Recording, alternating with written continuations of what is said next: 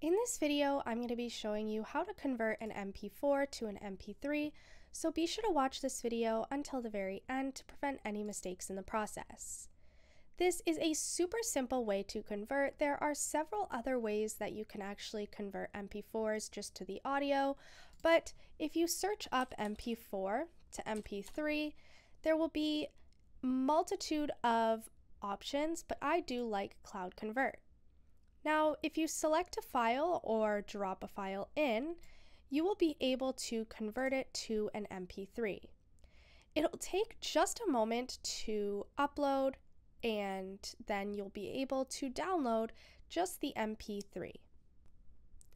Now, once it is uploaded and processed, you'll have the option to download it as just an MP3, and that's all there is to it. Be sure to leave a like, comment, and subscribe to the channel. Thanks for watching. See you in the next video.